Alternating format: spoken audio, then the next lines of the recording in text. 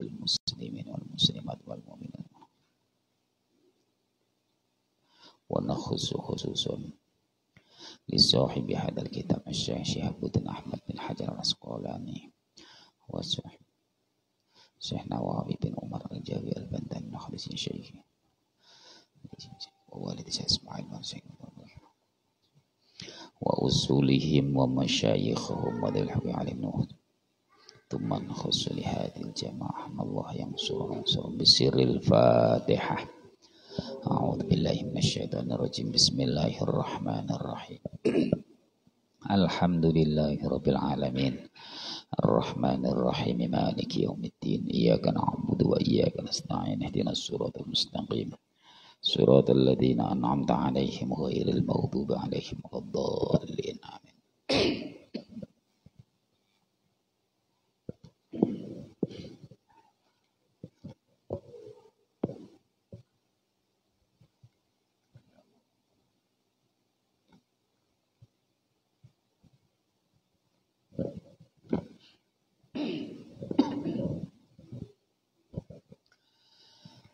Bismillahirrahmanirrahim.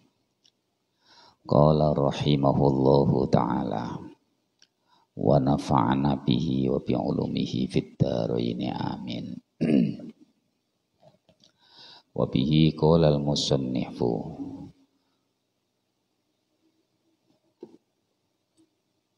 sampai pundi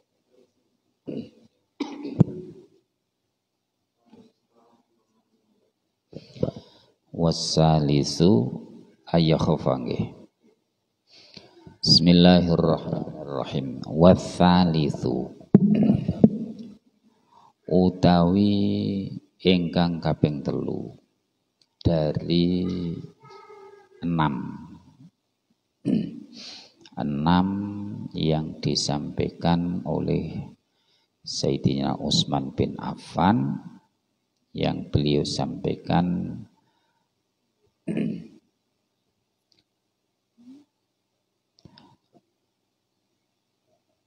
innal mu'min yambaghi ayyakuna masyan fi sittati anwa'in minal khauf niki. Hendaknya orang yang beriman itu punya khawatir. Hendaknya orang iman itu punya rasa khawatir di 6 perkara. Yang pertama kemarin, hendaknya orang khawatir kalau imannya dicabut ketika nazak, ketika menjelang mati.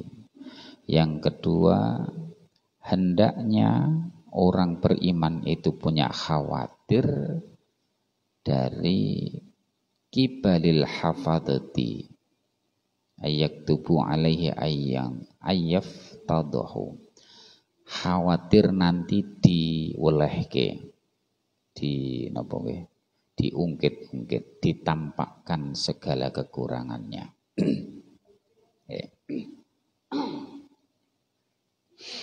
Watsalitsu utawi ingkang nomor 3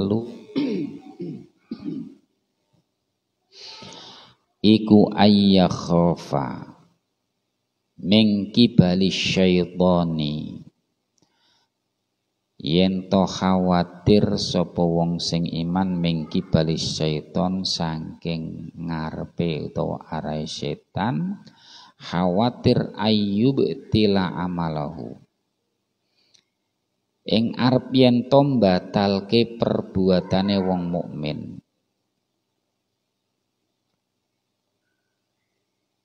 Amal as-solihi sing soleh. Warrabi'u utawi kang nomor 4 ayyakhofa min kibalil malakil maut ayyakhudahu ayyakbidu ruhahu hala kauni fi khuflatin anillahi ta'ala. Terus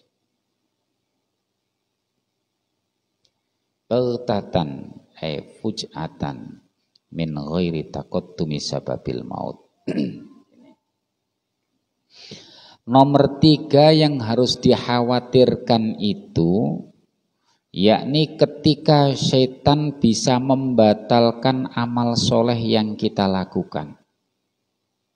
Harus khawatir. Apa contohnya?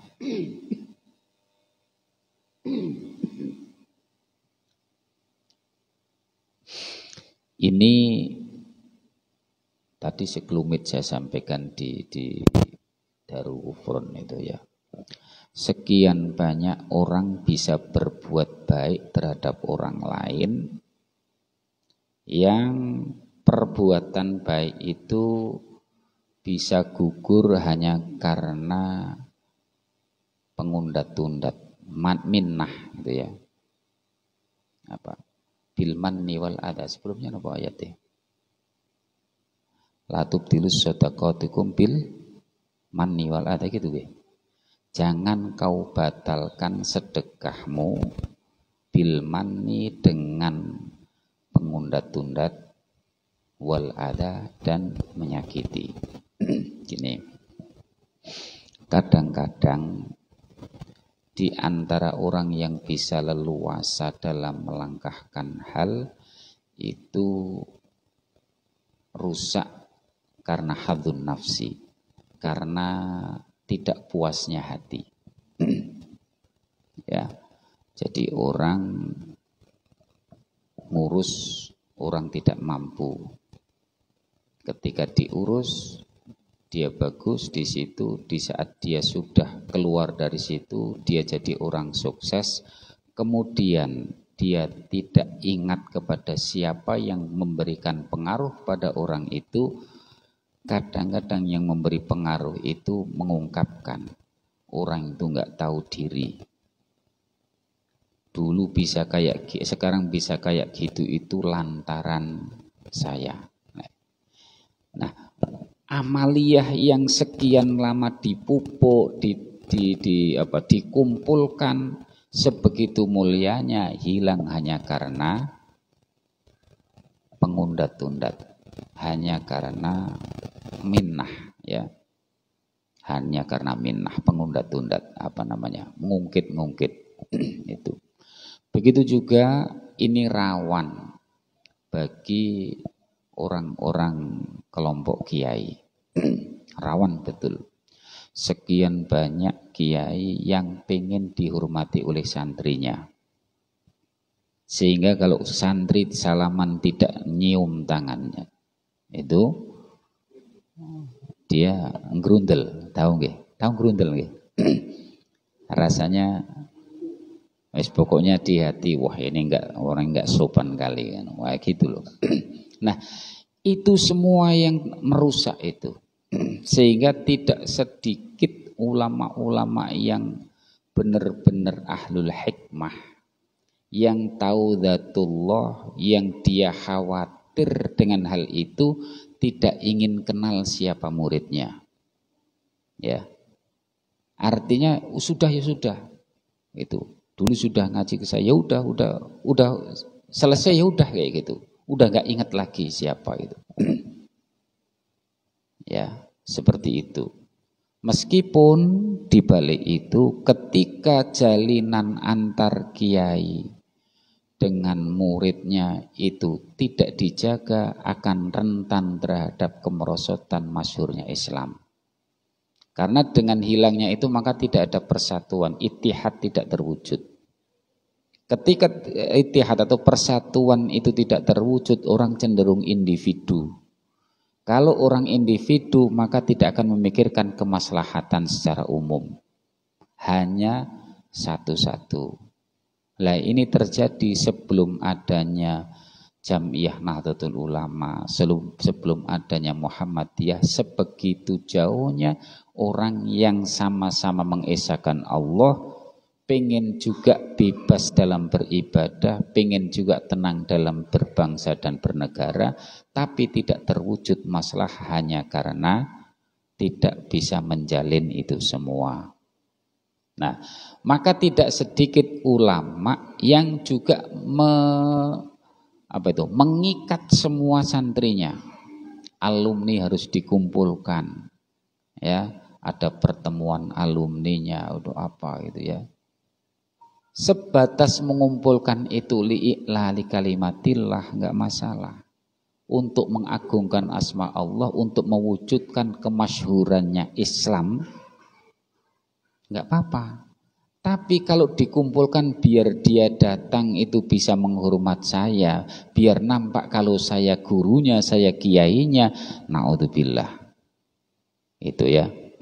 Nah, itu yang merusak amal. Itu yang merusak catatan amal menurut kaifiyahnya, gitu ya. Jadi la tubtilu shadaqatikum bil manni wal adza. Jangan kau batalkan, kau rusakkan sedekahmu dengan menceritakan, mengungkit sedekah yang kau lakukan. Ini kalau bentuknya nyerahkan barang. Kalau yang diserahkan ilmu, ya demikian. Ketika ngungkap, oh itu murid saya itu. Apalagi mohon maaf, kalau sudah bilang, oh, dulu kecilnya aja saya yang ngurus semuanya itu, macam-macam. Kalau enggak ada saya, udah entah siapa yang jadi apa anak itu.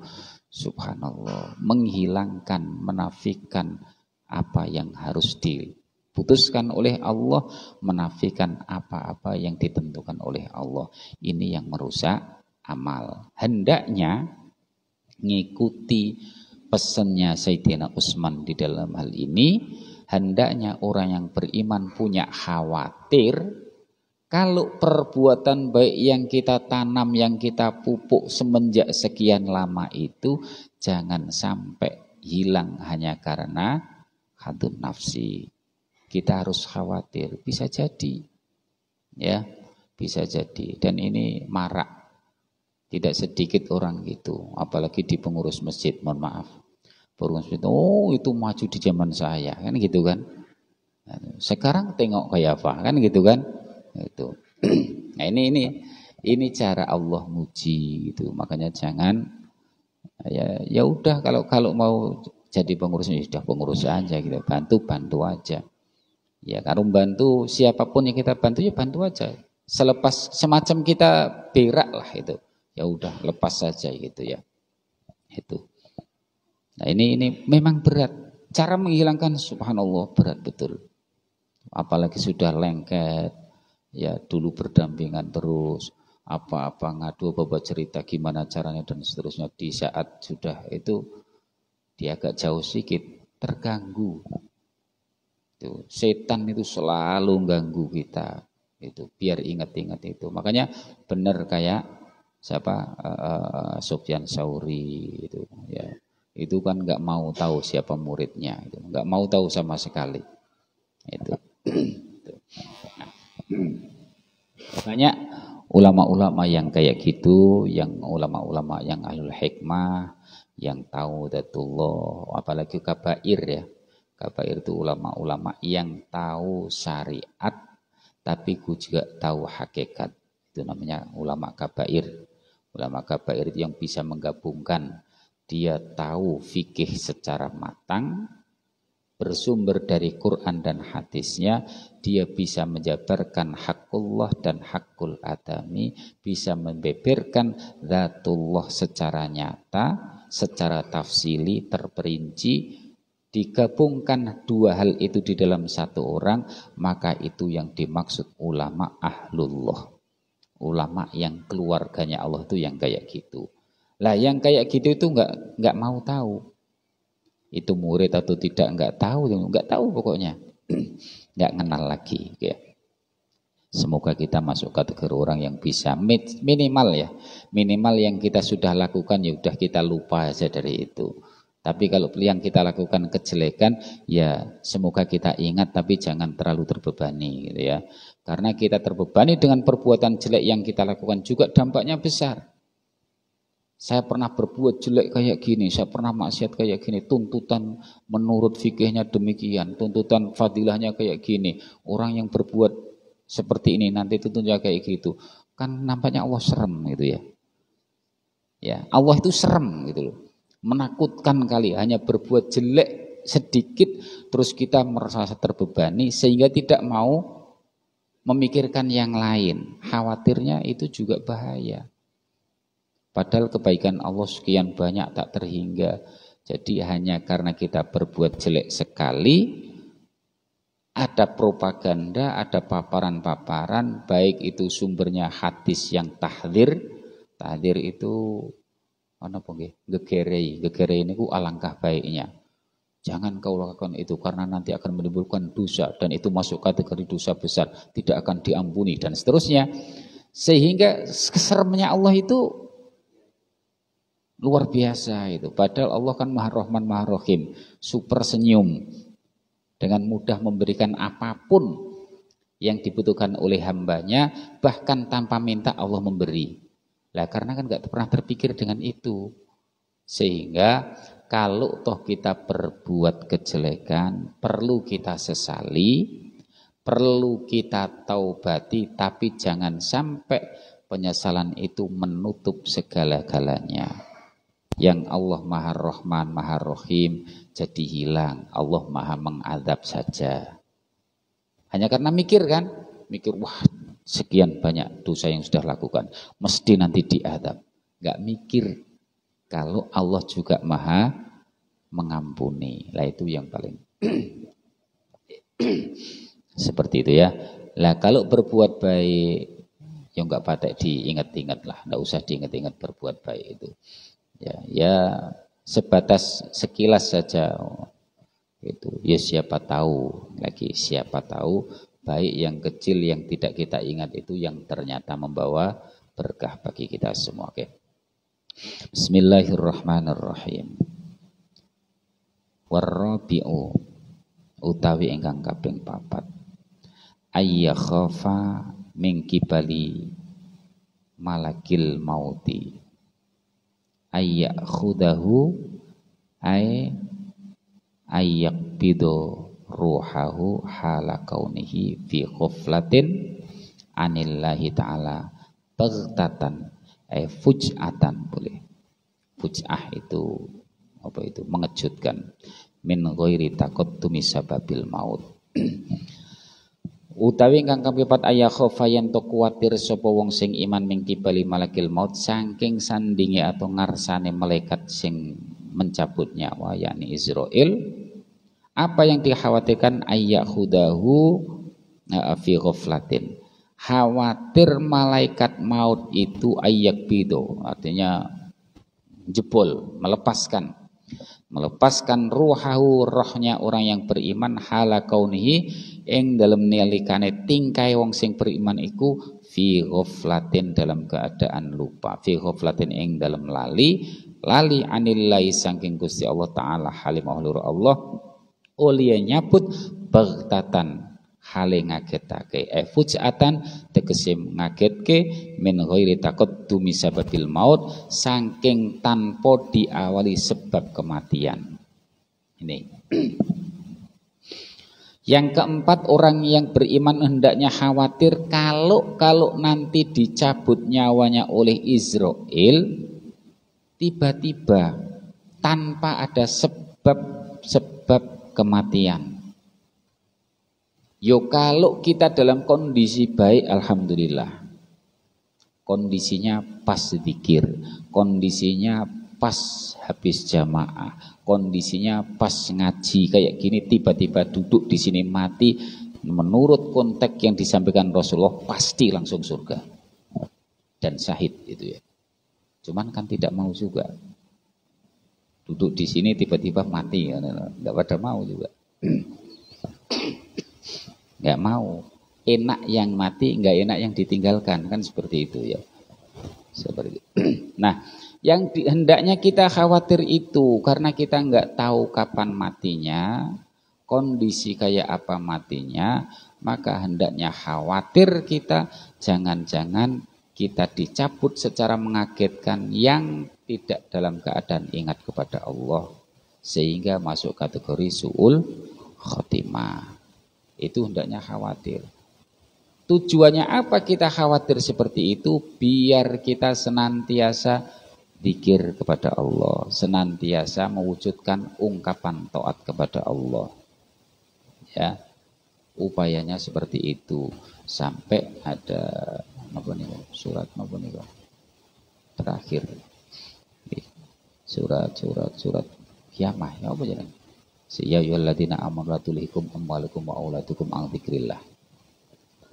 Ya ayyuhalladzina amanu la tulhikum amwalukum wa auladukum an dzikrillah wa may yaf'al dzalika fa ulaika humul khasirun.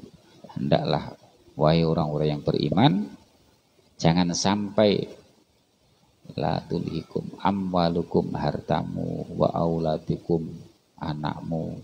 Lu tentunya kalau dilanjutkan makna dari anak dan harta itu kan semuanya properti, ya. Buktinya anak Ismail di hadapan Ibrahim juga sebagai properti, harta sebagai properti. Jangan yang kau miliki, yang kau kuasai itu menjadikan lalai kepada Allah. Karena orang yang lalai karena properti yang dimiliki, karena sesuatu yang dikuasai, akan mewujudkan ungkapan kerugian yang meliput di dalam orang itu. Ya. Jadi biar kita tidak terlanjur, tidak terlarutkan di dalam hal itu, maka Sayyidina Utsman pesan hendaknya punya rasa khawatir. Karena nggak ada yang tahu. Ya, nggak ada yang tahu kapan kita mati, dalam kondisi apa kita mati. Hanya kita bisa berharap semoga mati husnul khotimah. Itu aja. Ya, dengan cara apa? Yuk kita wujudkan ke husnul khotimahan itu. Kita minta ya Allah makhtim lana bi husnul khotimah, terus minta itu saja, tapi nggak pernah membina amaliyah kita, tanpa pernah memperdulikan hak-hak Allah, tanpa memikirkan agama Allah. Ya apa ya mungkin? Logikanya nggak mungkin gitu. Sama aja kita minta istri yang solihah umpamanya gitu ya. Tapi kan konteks Allah fasolihatu fasolihuna fasolihatulis solihat. Orang soleh itu dapatnya orang solihah. Kalau kita minta anak yang punya istri yang solihah, tentunya karena konteks Quran itu orang istri solihah itu hanya untuk orang-orang soleh, ya kita soleh dulu gitu. Jangan minta doang.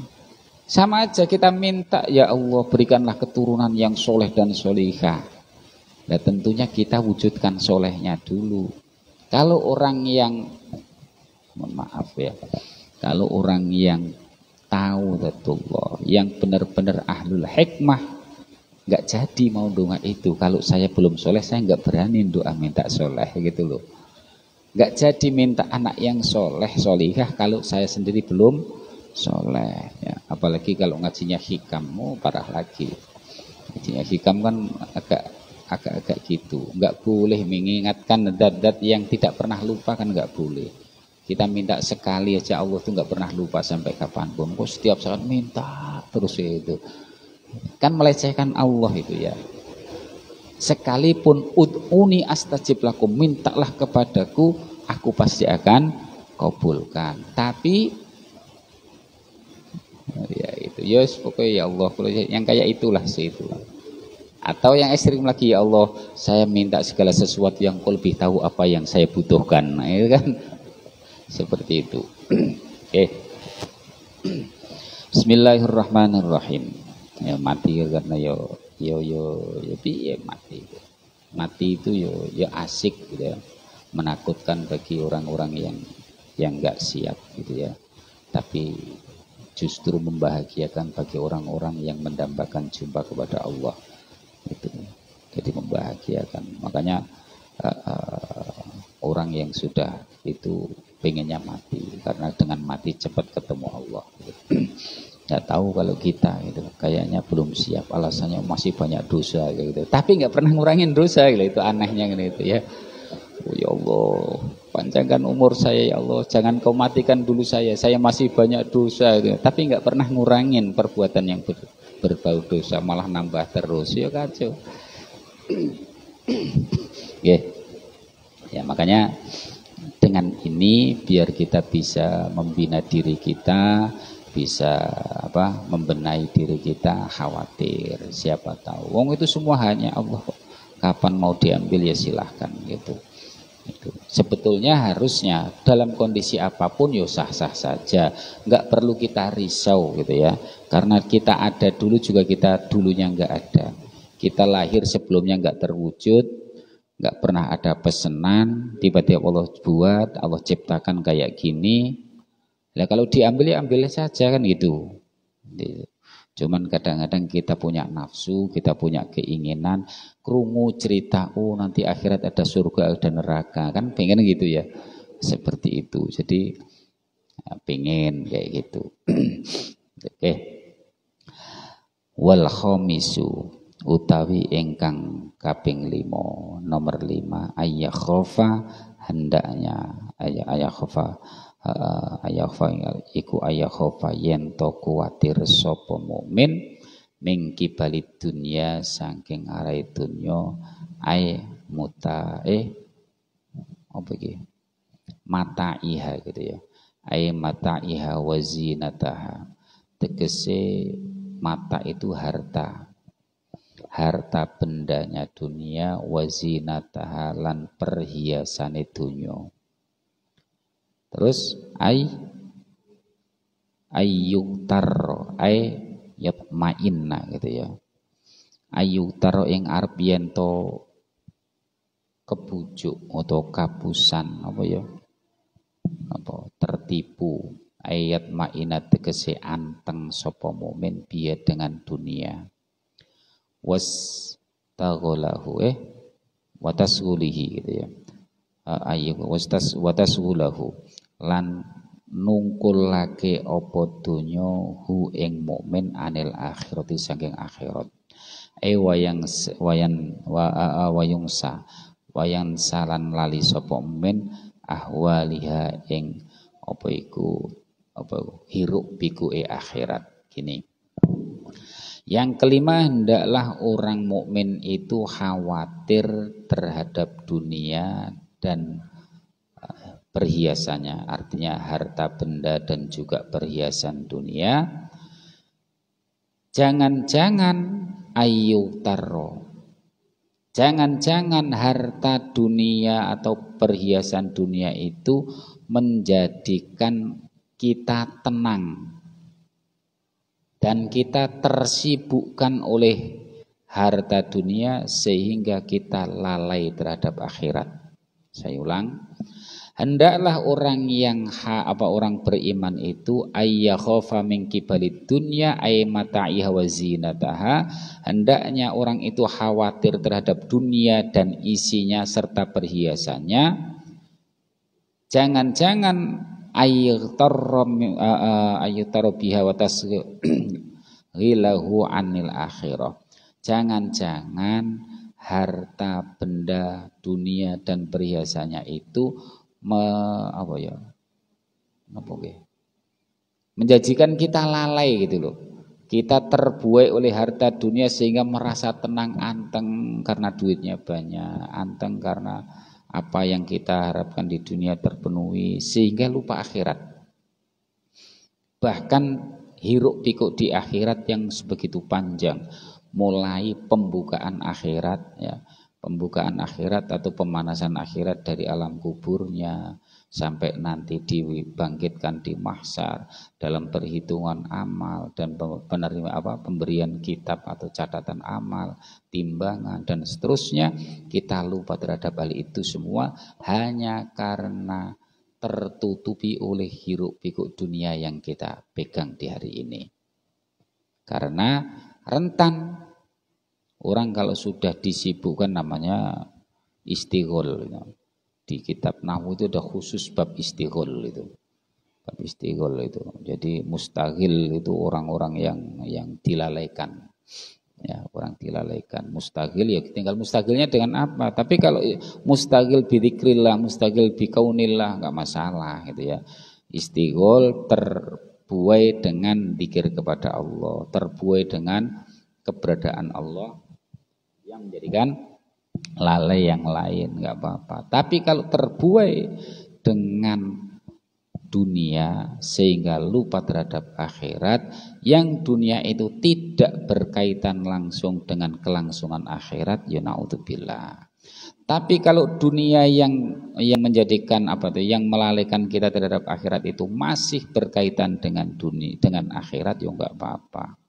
Kita sibuk dengan kesibukan dunia untuk menggapai akhirat, niatnya sudah arah ke sana, prosesnya juga arah ke sana, enggak masalah.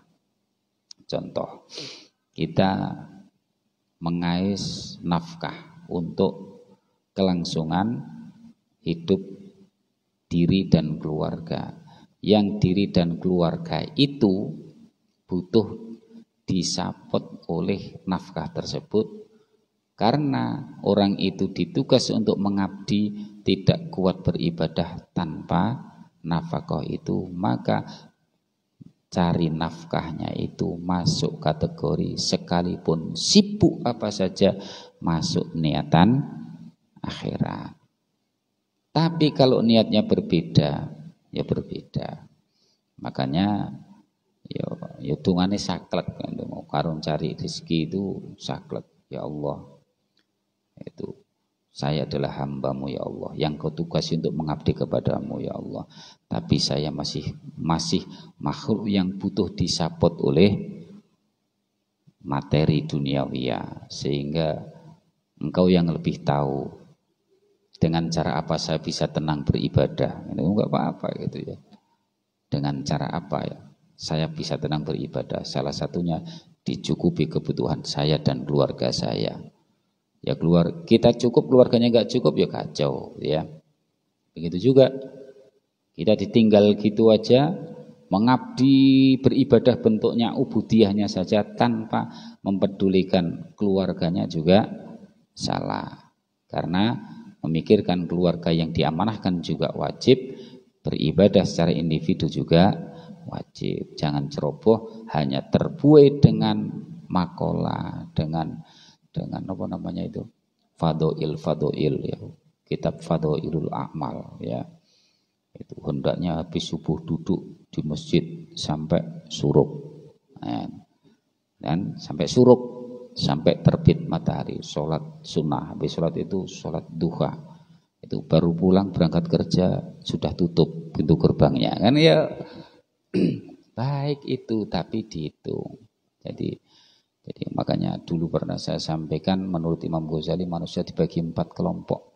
Kelompoknya ahli zikir, terus ahli kasab, ahli zikir, ahli ibadah, ahli kasab, baru ahli belajar. Itu ya. Jadi ada 4 pertama itu ahlu zikri, yang kedua ahlul ibadah, yang ketiga ahlul kasab, pekerja, yang ke itu yakni tulab, orang yang menuntut ilmu. Itu aja menurut Imam Ghazali. Jadi bagiannya sendiri-sendiri. Yang bagiannya zikir ya zikir aja, enggak usah kerja ya. Jadi masuk makom tajrid, enggak usah kerja, dicukupi oleh Allah. Itu cuma orang yang kayak gitu tentunya bisa memikirkan istri anaknya bisa enggak kayak gitu ya. Jangan-jangan istrinya enggak tajrid, berarti orang itu belum masuk tajrid karena tidak bisa menaungi tajridnya keluarga. Konsepnya ku anfusakum wa ahlikum, jagalah dirimu dan keluargamu. Kadang-kadang saya bisa banting tulang untuk memikirkan agama, tapi istrinya ditinggalkan begitu saja, anaknya ditinggalkan begitu saja. Yo namanya belum mikir agama. Seperti itu. Mohon maaf, bukan nyalahkan. Sebagian oknumnya jamaah tabligh, mohon maaf, kadang-kadang mikir fadilah, keutamaan untuk dirinya, istrinya suruh berjuang untuk keberhasilan suaminya. Kan enggak logis gitu ya. Dia yang mau dapatkan surganya, saya yang suruh pahit getir mencari keberhasilan mereka. Kan enggak cocok. Bagusnya ya kalau mau surga ya bareng-bareng, kalau neraka ya sama-sama. Kayak gitu kan. Itu jangan dibebankan satu orang. Gitu. Jadi ya itulah kadang-kadang terbuai dengan fadhil ya, fadilah bagus untuk pemicu, tapi jangan lupa hal yang lebih pokok, yang lebih bagus ya. Karena kita nggak lepas bisa sampai ke akhirat dengan baik itu harus ditopang dunia yang baik. Ya, dari mana mungkin masjid akan bisa menjadi ya'lu wala yu'la, tinggi dan tidak ada yang mengalahkan ketinggian dan kemasyhurannya kalau tidak ditopang oleh duniawiyah. Ya, kan al-Islam ya'lu wala yu'la alaih. Dan masjidnya akan terwujud benar-benar simbol Islam ya'lu wala yu'la itu kalau ditopang oleh duniawiyah. Orang akan bisa menggapai surga itu juga harus dengan dunia. Maka konsepnya ada ad-dunya mazra'atul akhirat. Dunia itu menjadi sawah ladangnya akhirat. Orang bisa di akhirat itu berhasil kalau dunianya berhasil. Dikala dia mengarungi di dunia dia tidak bisa berhasil, jangan harap akhiratnya berhasil. Hanya cara membagi yang kadang-kadang salah. Cara membagi mana yang bisa mendatangkan akhiratnya dan mana dunia yang hanya berhenti di dunia itu saja. Ya, amaliyah dunia yang bisa berkesinambungan sebagai sarana berhasilnya akhirat itu yang mana, dan amaliyah dunia yang berhenti di dunia itu yang mana, itu yang kadang-kadang salah orang menyimpulkan. Maka sampai Al-Hujurat 72 kalau enggak salah, itu Allah sampaikan dengan ungkapan yang sangat menyakitkan bagi kita bahwa manusia adalah makhluk yang doluman jahulah. Manusia itu dolim dan bodoh. Kenapa? Yo karena itu. Karena di depan banyak pilihan, dia pilih yang berat. Ya, yang penting instan kita dapat. Terus menganggap dunia yang fana yang tidak seberapa waktunya itu sebagai ukuran kesempurnaan tanpa memikirkan akhiratnya. Ini yang sering terjadi. Makanya kita gapailah duniawiyah, tapi jangan lupa semua itu tonggak akhirnya niatkan ke akhiratnya. Ya, kayak Abdurrahman bin Auf, kalau saya enggak kaya, saya tidak bisa membantu, saya tidak bisa mensejahterakan bangsa, kayak gitu. Ya, seperti itu. Makanya, tapi kalau mau melarat ya melarat sekalian kayak Uwais Al-Qarni, sampai baju aja enggak punya. Sholat Jum'ah dia enggak ikut hanya karena tidak punya baju. Dia punya baju langsung disedekahkan, khawatir nanti di akhirat dihitung, khawatir dituntut kemana kan itu, dan seterusnya. Nah, jangan tanggung-tanggung, seperti itu. Wasadisu utawi ingkang nomor 6 iku ayyakhofa min ahlil iyal wahum man apa niku yamunahum gitu ya, fayastagilu ayyastagila bihim fayastagilunahu an dzikrillahi ta'ala wa an ta'atihi. Nih, wasadisu utawi ingkang nomor 6 itu ayyakhofa iku yen to khawatir, yen to wedi sapa wong mukmin mingki bali ahlil iyal saking ngarsane ahlil iyal berarti keluarga. Wahum utawi ahyul iyal itu man yamunahum, iku man wong yamunahum ingkang yamunahum ingkang membiayai. Yamunahum itu memberikan sarana untuk terwujud, namanya yang membiayai. Apa yang dikhawatirkan ayashtagila, yen to ketungkul sapa wong sing mukmin, ketungkul bihim kelawan ahlul iyal. Fayastagiluna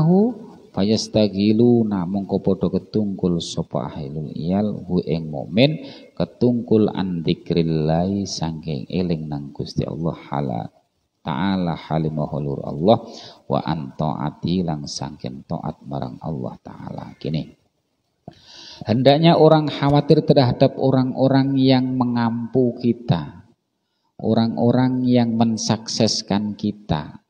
Khawatir apa? Ya, khawatir kalau mereka itu terbuai dengan hal itu, atau kita terbuai dengan orang yang memberikan fasilitas kepada kita. Siapa tahu, ya, kita terbuai dengan itu karena mereka yang menjadikan kita besar, terus kita harus mengabdi kepada mereka, pengabdian yang sampai melalaikan pengabdian kita kepada Tuhannya. Atau mereka menuntut sehingga kita lalai terhadap itu karena tuntutan itu. Ya, biasanya ini konsep MLM lah ya. Ada pesantren yang gratis semuanya, tapi setelah itu wajib untuk mengabdi di situ. Itu ya, kan ada yang kayak gitu. Semua digratiskan, semuanya, mulai sampai datang dijemput. Ada di wilayah lain jemput rekrut ke orang-orang Batam, datangnya dijemput, perjalanan semua ditanggung, di sana semuanya pakaian, kitab dan seterusnya ditanggung, tapi di balik itu dituntut wajib untuk mengabdi kepada mereka, dan di mana diposisikan. Ada. Ya, nggak perlu saya sebut, itu beberapa tahun yang lalu sudah ada, dan sekarang sudah ada yang lulus SMK, sudah ada, dan seterusnya. Mulai dari masuk tingkat SLTP. Nah, itu semua masuk ahlul iyal. Ahlul iyal itu yang menyapot semuanya, yang dengan sapot itu bisa melalaikan hak dia terhadap Allah, ataupun menanamkan dia tidak eksis terhadap Tuhannya, tapi eksis terhadap lembaganya. Ini yang dikhawatirkan. Kita jangan sampai terbuai dengan itu. Kalau toh memang ada orang yang nyaput, kita hanya perlu untuk tasyakur, bisa mewujudkan rasa syukurnya terhadap siapapun yang memberikan fasilitas itu, sebagai sarana kita bisa bersyukur kepada Allah. Tapi bukan berarti totalitas pada itu. Kita berterima kasih, cukup berterima kasih, wujudkan dan ungkapkan rasa terima kasih itu selayaknya tanpa harus menghilangkan hak kita bersyukur kepada Allah. Atau ruwet, agak-agak sulit. Ya, jadi contohnya gini, kita difasilitasi oleh seseorang, masa kecil kita difasilitasi, kita harus bisa mewujudkan bakti kita kepada mereka, tapi bakti itu yang tidak menghilangkan bakti kita kepada Allah. Sekalipun kadang-kadang agak bertentangan terhadap siapa yang memfasilitasi kita. Ataupun lebih ekstrim lagi, ketika itu penanaman ideologi yang ditanamkan kepada kita. Ketika kita tidak sesuai menurut pandangan kita, cukup kita hanya sebuah hormat kepada mereka tanpa harus ittiba dan mewujudkan secara kontinu. Kalau dalam proses pengabdian yang sekian lama memberikan fasilitas kepada kita, gambaran Qur'annya Al-Isra, bab orang tua itu, anak terhadap orang tua, apa namanya ayatnya?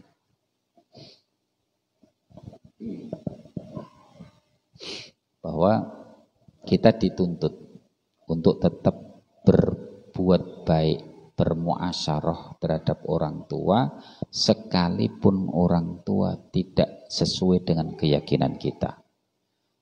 Ternyata di balik itu orang tua itu yang memberi fasilitas kepada kita, yang menjadikan sarana kita bisa besar, kita bisa hidup terwujud di alam raya ini. Tapi ketika konteks keilmuannya, ketika konteks keyakinannya berbeda, tetap kita dituntut untuk berbuat baik. Waqfid janahadzulli minar rahmati wa qur rabbirhamhuma. Terus apa Mas Ibnu? Terus wa qul lahum qaulan karima, gitu ya. Itu. Jadi tuntutannya kok lupa ayatnya ya. surat Al-Isra. Ayat-ayat likuran ayatnya kalau nggak salah.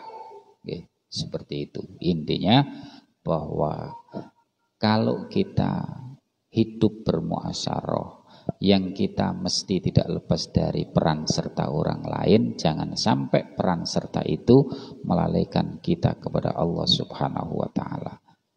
Karena itu yang mudah untuk mengelabui perwujudan kita kepada Allah atau hubungan kita kepada Allah akan mudah digeser dengan peran serta orang lain yang memberikan pengaruh besar kepada kita semua. Inti dari yang keenam adalah itu. Semoga kita semua lepas dari itu dan apapun yang kita terima dari fasilitator yang berpengaruh pada kita tidak pernah berkuasa besar sehingga kita tetap bisa menegakkan haknya Allah yang nempel pada kita, bisa terbayarkan sesuai panduan dan tatanan yang diberikan oleh Allah Subhanahu wa taala. Ngoten nggih, wallahu alam bissawab, wallahu alam syah.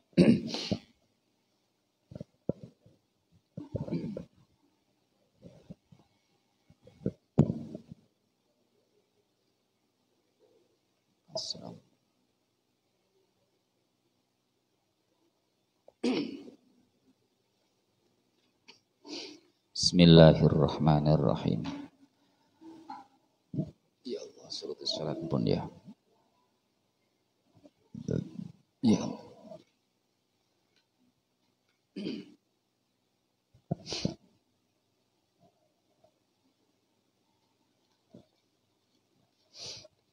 Bismillahirrahmanirrahim. Qala rahimahullahu ta'ala wa nafa'ana wa bi ulumi fid dharain. Amin. Surut takbiratul ihram. Okay. Bismillahirrahmanirrahim. Surut takbiratul ihrami utawi piro-piro syarat takbiratul ihram. Sittata asyara. Iku ono 16. Syarat takbiratul ihram enek 16. Apa nih syaratan? Bahkan ada yang berpendapat sampai 17. Oke.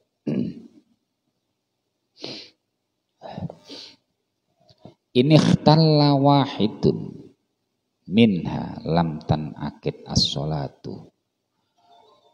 16 itu bagi yang berpendapat 16 atau 17 bagi yang berpendapat 17, sholat tidak jadi, tidak sah ya ketika cacat salah satu dari syaratnya takbiratul ihram. Yang pertama, antaqa'a halatal qiyami fil fardi. Yang pertama, antaqa'a halatal qiyami fil fardi. Yen to tumibo opo takbiratul ihram halatal qiyami di dalam posisi berdiri fil fardi bagi sholat fardu. Pertama syaratnya takbiratul ihram, ketika sholatnya itu fardu wajib harus sudah berdiri. Tidak bisa kalau sholat fardu yang orang itu mampu berdiri, takbirnya masih duduk. Sambil duduk lagi mau berdiri sudah Allahu Akbar, berangkat berdiri enggak sih.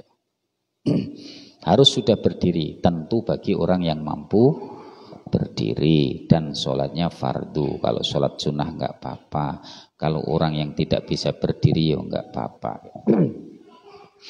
Yang kedua, watsani antakuna bil arabiyyata lil qadiri 'alaiha. Ya. Yang kedua, ungkapan takbiratul ihram itu harus dengan bahasa Arab.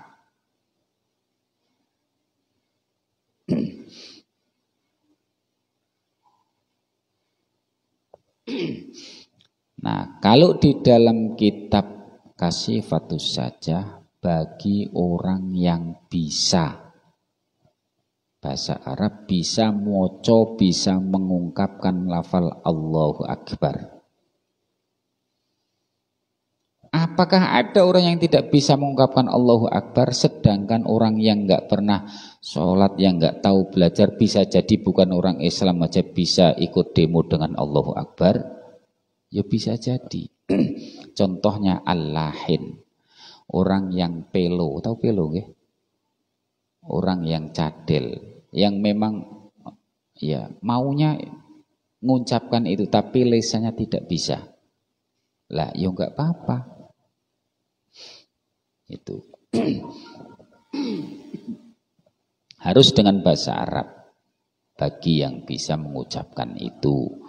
Kalau memang tidak bisa karena bisu, umpama kan juga banyak orang bisu yang bisa sholat, yang dia iman, berarti tidak bisa mengucapkan, ya enggak apa-apa gitu loh. Seperti itu. Oke. Terus as-salisu yang ketiga, antakuna bilafdil jalalah. Hendaknya antakuna yanto ono opo takbir bilafdil jalalah dengan lafal jalalah.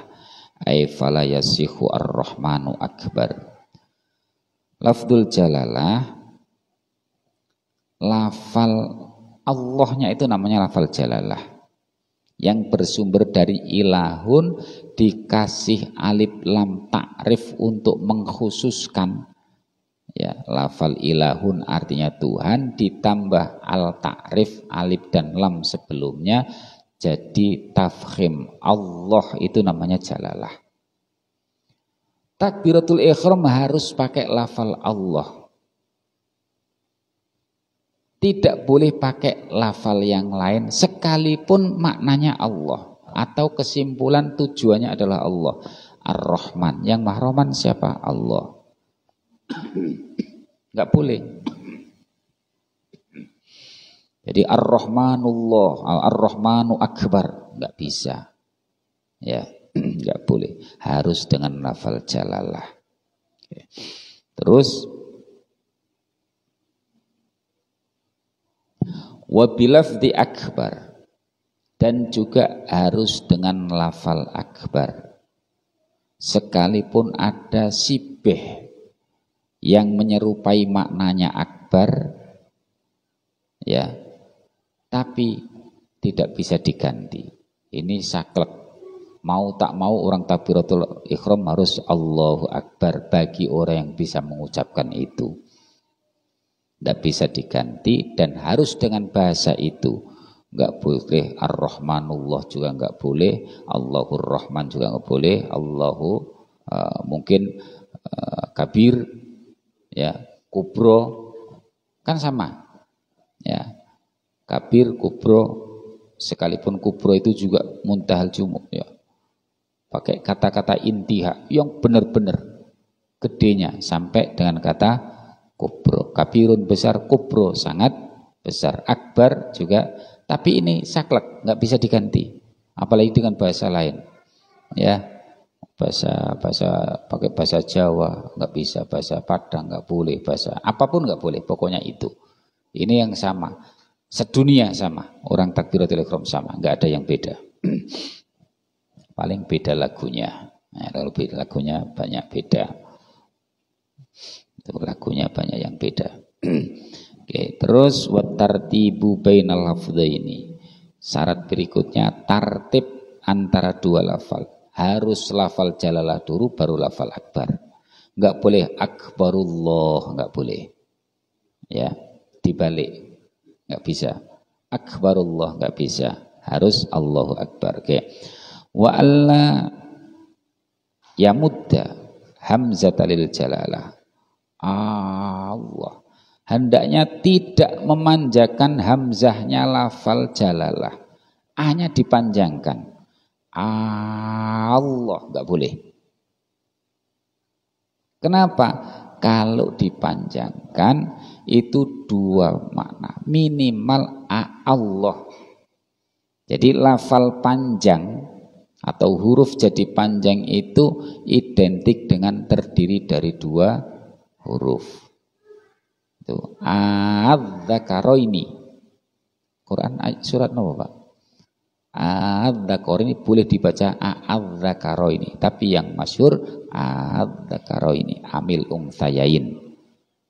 Ya, adzakaroini. Lah, hamzah yang pertama itu hamzah istifham. Cenderungnya gitu. Hamzah yang bermakna apa istifham itu? Amrih kepahaman. Nanya. Allahu Akbar. Kalau dikasih panjang hamzahnya ketika dibaca berat syikel maka Allah. Berarti hamzah yang pertama hamzah istifham, pertanyaan. Berarti jadi bukan Allah Maha Agung, tapi apakah Allah Maha Agung? Jadi timbul keraguan terhadap keagungan Allah. Maka tidak boleh hamzahnya dipanjangkan. Oke. Terus berikutnya adamu madduba. Adamu madduba akbar. Tidak adanya memanjangkan baknya lafal akbar. Allahu Akbar, nggak boleh.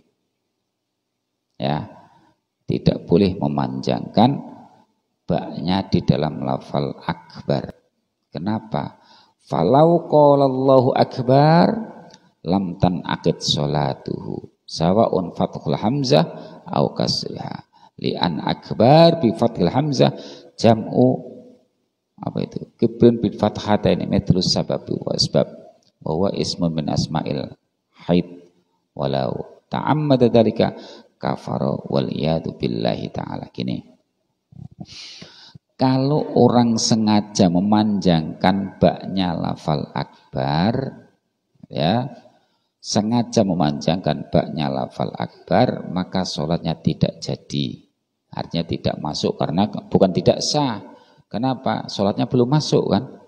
Kalau tidak sah itu sudah masuk. Sholatnya belum masuk, berarti takbiratul ihramnya tidak sempurna, tidak sah, maka sholatnya tidak jadi. Itu baik itu dibaca hamzah, dibaca fathah ataupun kasroh sama saja. Nah, akbar dengan fathah hamzahnya itu jam'u kibrin, ya. Oh, jam'i kabarin, berarti maknanya beduk, tambur. Ya, maknanya tambur. Jadi kalau Allahu Akbar, Allahu Akbar, Allah Maha Beduk. Ya. Allah Maha Beduk, bukan Maha Agung, bukan Maha Besar, tapi Maha Beduk, tambur itu. Ya. Jadi jangan dipanjangin. Ini biasa itu kalau takbiran itu kan terbawa oleh lagu Allahu Akbar, Allah itu. Ya, diingatkan ya kadang-kadang susah. Jangan dipanjangin. Satu ketukan aja Allahu Akbar. Gitu. Terus wathaminu yang ke-8 alla yushaddidal ba. Hendaknya tidak membaca tasdidnya ba. Ya, ba-nya Allahu Akbar berarti akbar itu ya. Ditasdid. Kalau ada tasdid, tentu huruf sebelumnya mesti berharokat. Ya, kalau tidak berharokat, tidak bisa. Tidak boleh ditasdid. Akbar itu. Falau sadda tapi angkola Allahu akbar latan akid sholatuh. Cuman tidak jadi. Lah, akbar itu juga nanti menjadikan timbul istifhamiyah. Sama dengan Allah, gitu ya. Oke. Yang kesembilan watasi alla yazida wawan sakinatan ay mutaharrikatan bainal kalimatan. Allahu wakbar. Ya.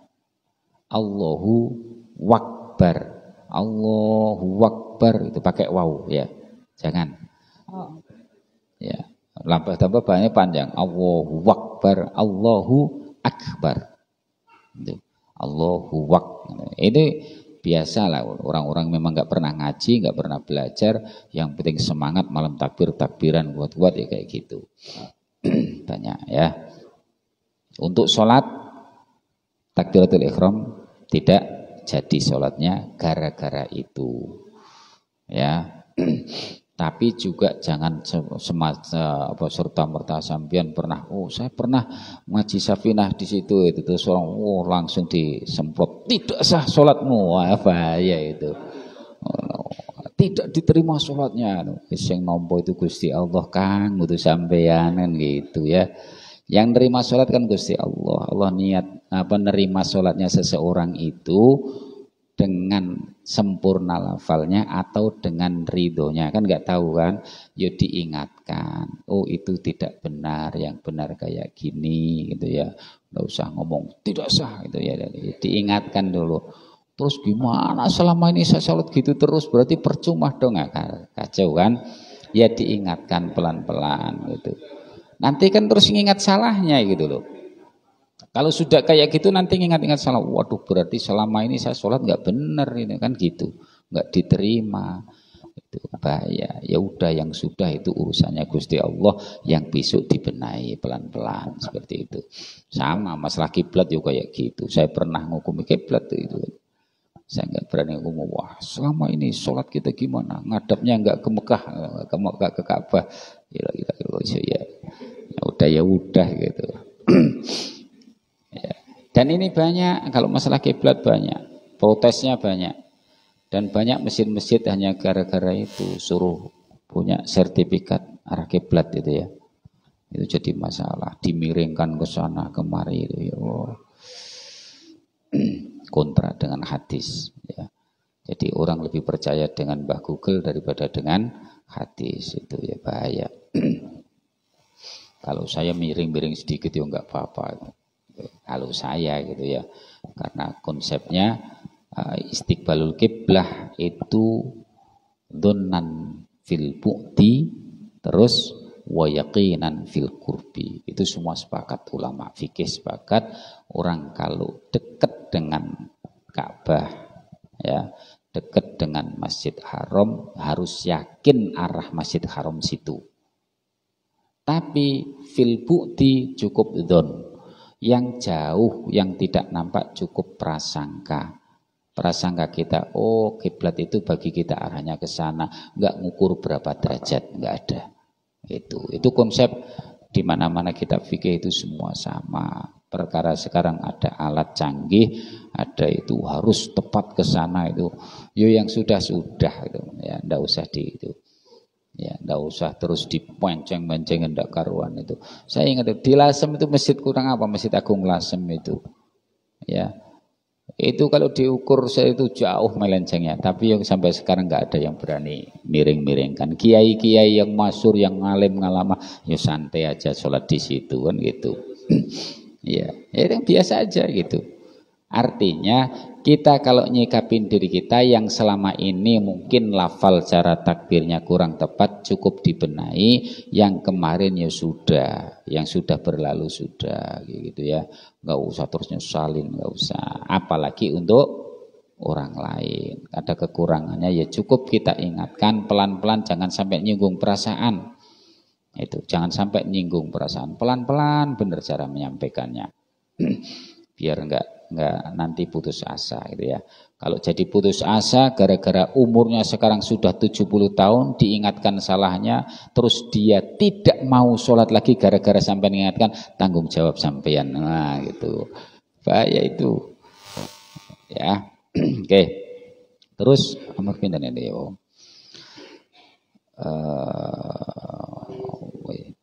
Wal hati asar, yang Yang ke-10 alla yazida wawan qoblal jalalah.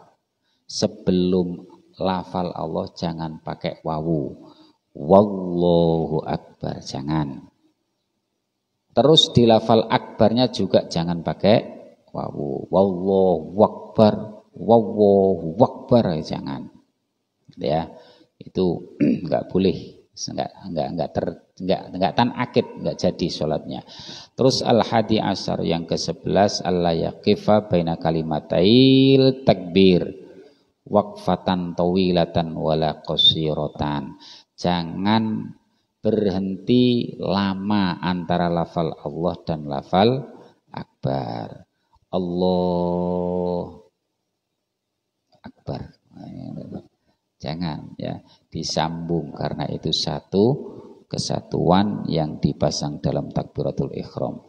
Tapi kalau hanya tidak terdengar karena menghayati lafal itu ya, bukan putus, tapi hanya karena menghayati Allahu akbar, enggak apa-apa. Seakan-akan putus tapi sebetulnya tidak putus. Kenapa?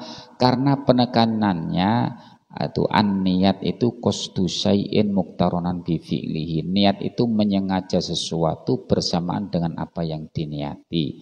Lah terus an-niat itu hahuna al-qalb.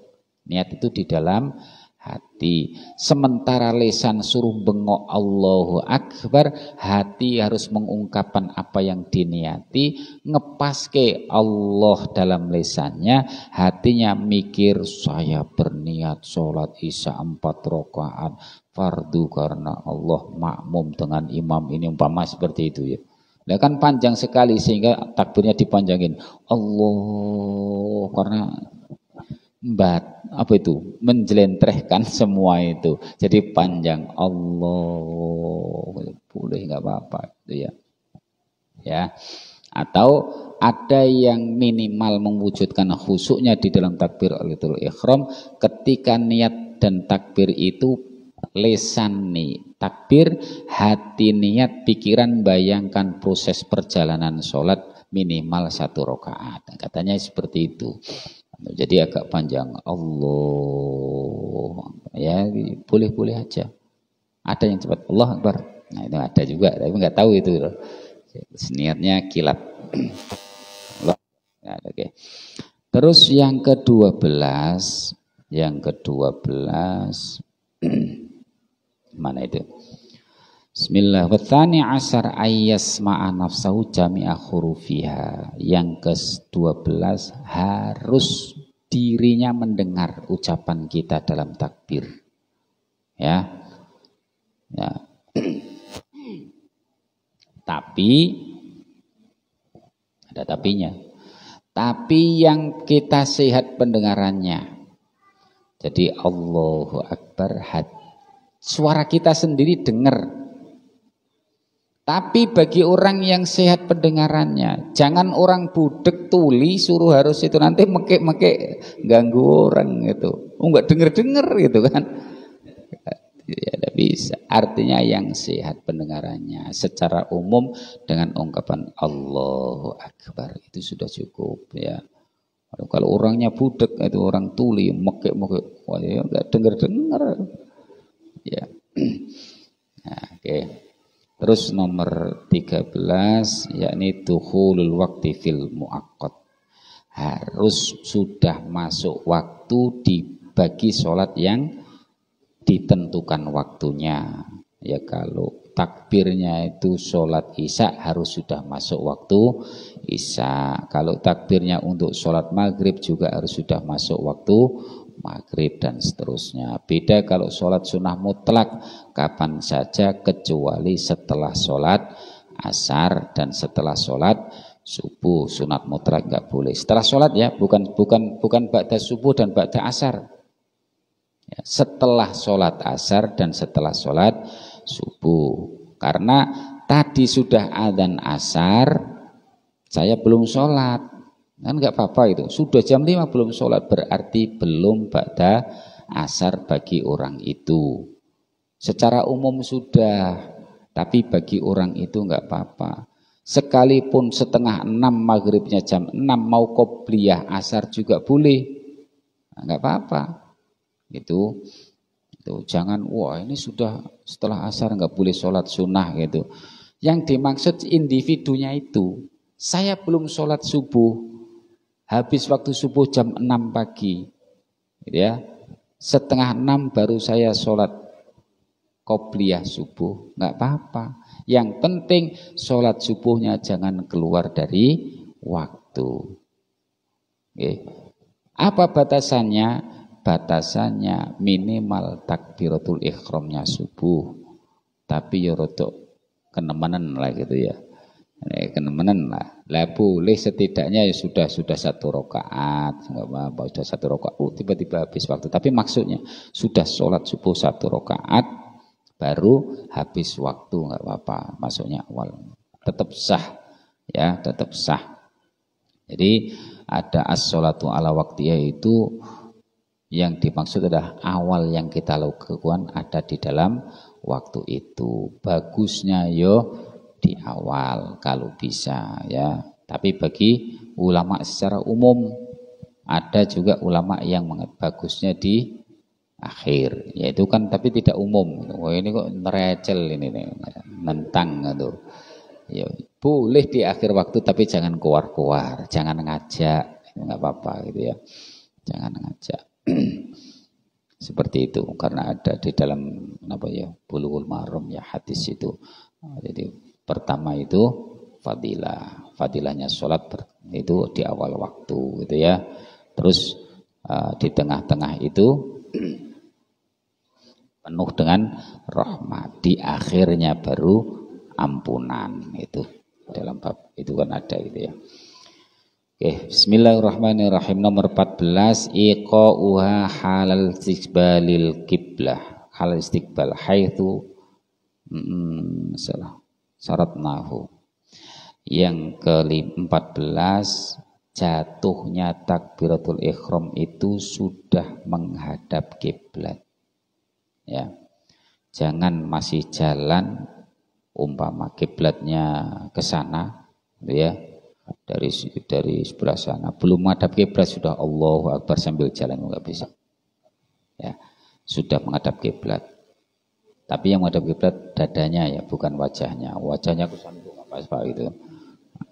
Enggak apa-apa, berpaling. Sah maksudnya ya hanya etika lah, itu beda. Kalau etika kan tata krama boleh. Dikritisi boleh tata krama. Tapi kalau sahnya yang penting dada menghadap kiblat, kepalanya ngadap ke sana juga enggak masalah gitu loh. Yang penting dadanya menghadap kiblat.